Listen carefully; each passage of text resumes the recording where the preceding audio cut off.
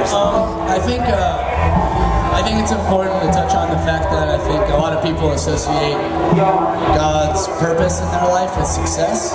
Like if you want to start a coffee shop and that's your ministry and you struggle, then it must not be God's thing. And I think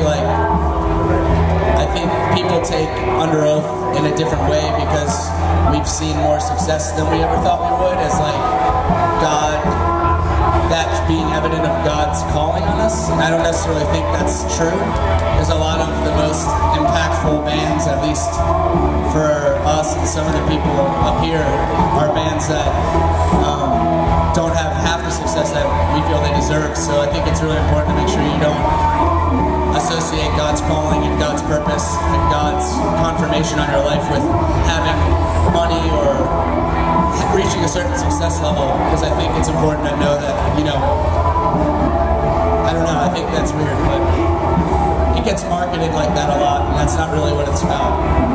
I just remember the time that I called you and Chasing Safety came out, and it was December. I had just gotten the sales, and they had just gone over 100,000 records, which was, we were shocked when it went over 10. I think we were supposed to all poop our pants if it went over 100, but we still haven't done that yet. Well, there's always a time, Chris. So, well, that conversation, if you guys remember, was me saying, how does it feel to be pastors of a church of 100,000 members? And that's true, that God gives us responsibility, and the more responsibility He gives us, it may not be conventional pastors, but it's pastors nonetheless, someone that encourages and exhorts and cares for the needs of others and finds a way to do that. So, anyway, all right, why do you do what you do?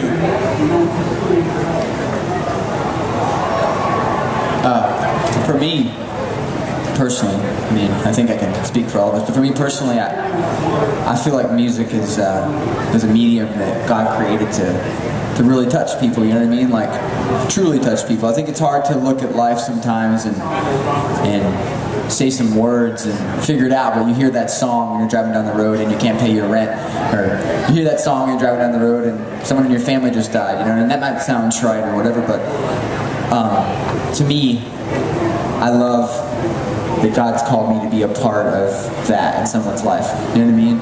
Just part of, when I was a kid, you know, like, that's what healed me, you know, that's how I was spoken to, and that's how I was stoked on life. If I heard a song that I felt like, I could really like relate the words to myself, and I think it's an honor and one of the highest privileges to be part of that for somebody, you know, so, yeah. Not to mention it's really fun. Not to mention what? It's super fun. Anybody else?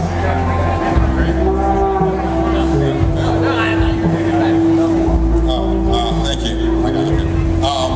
Yeah, I think for me, growing up in the church and just being Christian, I knew whatever I did in life, I wanted that to be, you know, centered around that and being Christian and just having God in my life. And I remember just being young, and music was the first thing that really just like touched me and like impacted me.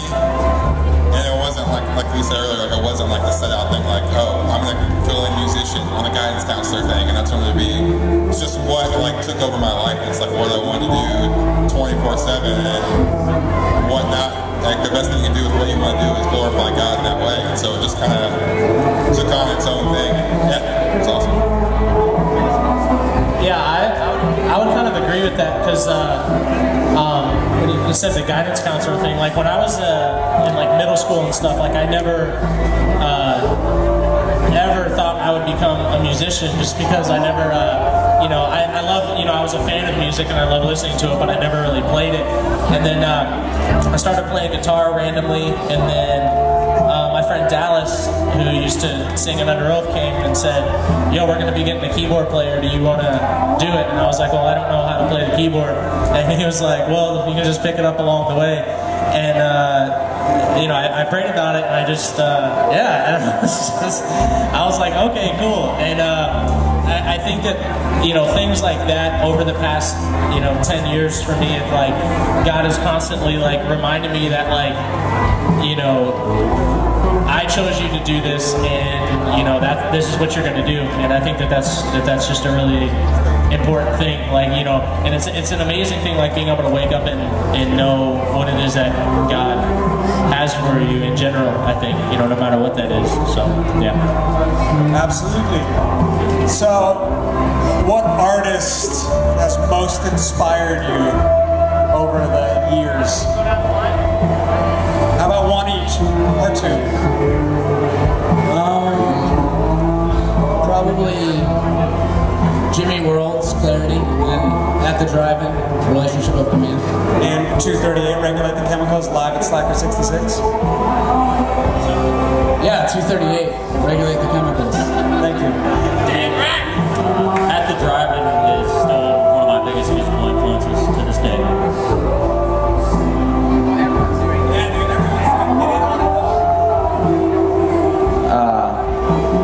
Jeez, that's hard. I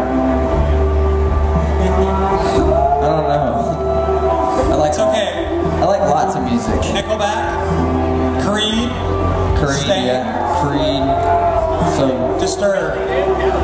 Kelly Clarkson. I don't know. I can't answer that question. I have no idea. All right, we'll just say the almost for you. All right, Speed. Sweet, thanks. I don't know, a lot of bands at different times. When I was little, it was like stuff my parents listened to, like Led Zeppelin and all those old bands. But as I grew up, like different bands affected me at different times. Like there was a time where Nirvana was the best thing to me, and you know, I grew up as more like bands like that we listen to now, still At the Drive-In, Radiohead. There's a lot of bands that are great. Even the Mars Volta, what they do now is something that those dudes have always done. But it, you know, you can't really answer that question, but there's always been a song or an album that has meant a lot to me.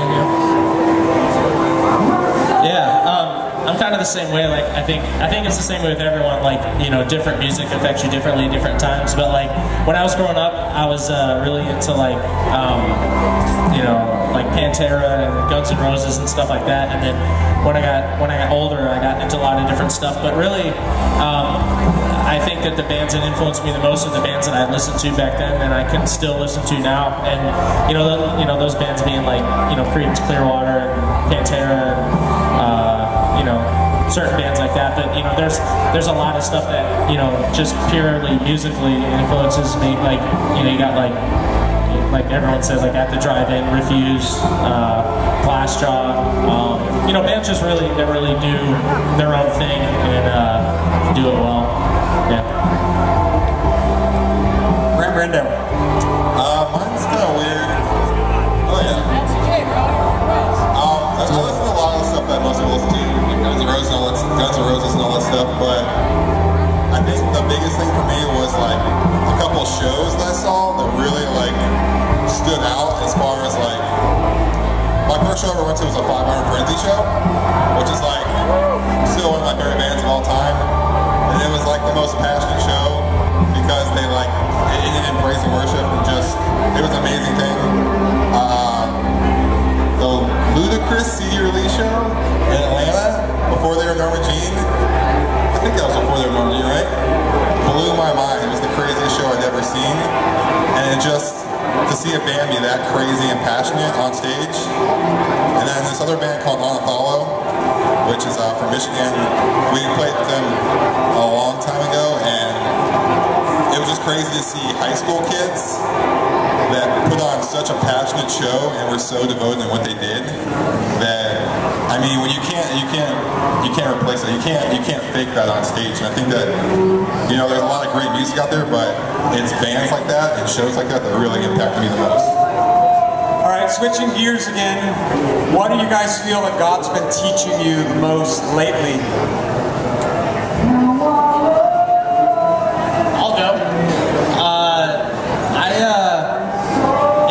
I don't know. It's kind of like, it's weird me saying it just because I've heard it so many times that it seems cheesy, but I just had a daughter about 4 months ago, and me and my wife have had a lot of.